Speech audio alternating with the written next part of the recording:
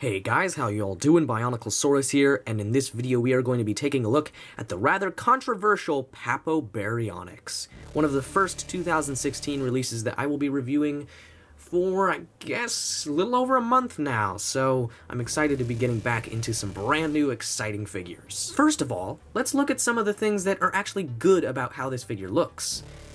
First off, the coloration is really nice. It's great to see Papo stepping away from the usual browns, greens, and grays that they are generally kind of obsessed with when it comes to their dinosaur figures. I mean, look at this bright orange and some of this kind of maroon red in these interesting stripes and splotches and various patterns around the body. It really is quite nice looking, and it's a great breath of fresh air, considering how Papo usually colors their dinosaurs. Second off, I actually like the crocodilian stylizations. Like, normally I'm really not that into them because they're somewhat stereotypic for a Spinosaurid, but like all these really jagged, really kind of gnarly looking spines and osteoderms down the ridge of the back, I actually think look pretty cool.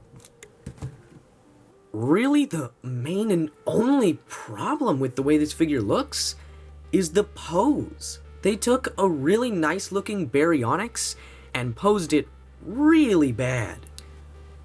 Like, okay, maybe it's not straight up bad exactly, but it's really weird, especially from some angles. First off, I really don't like how they reared him up, like, especially now that we know that he's not intended to be a tripod, that he actually stands on his own 2 feet. It really doesn't make any sense for him to be kind of angled up like this. In fact, it makes him a little tricky to balance. He really does want to fall back on his tail most of the time. And secondly, it's those arms. I mean, he looks like the Therizinosaurus from Speckles the Tarbosaurus. Like, I'm serious, go watch some clips, go look that up.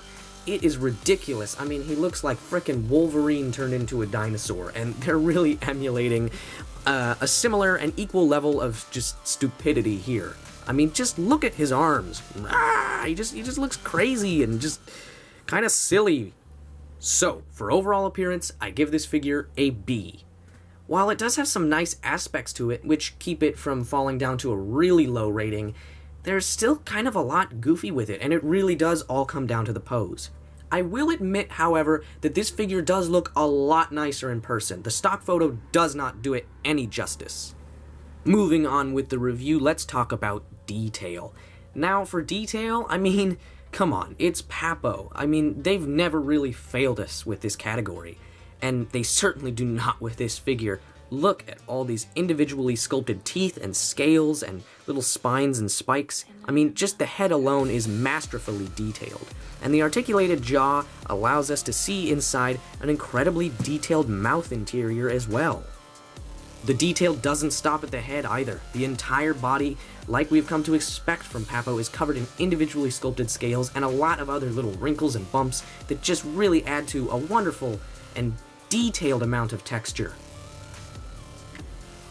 The only flaw I can find with detail is that the paint job is a little simplistic, leaving quite a few areas blank gray, with no real detail or different shades of grays and tans fading into each other. I mean, it is a bit bland in certain areas, but it really doesn't take away that much from the detail of the sculpt.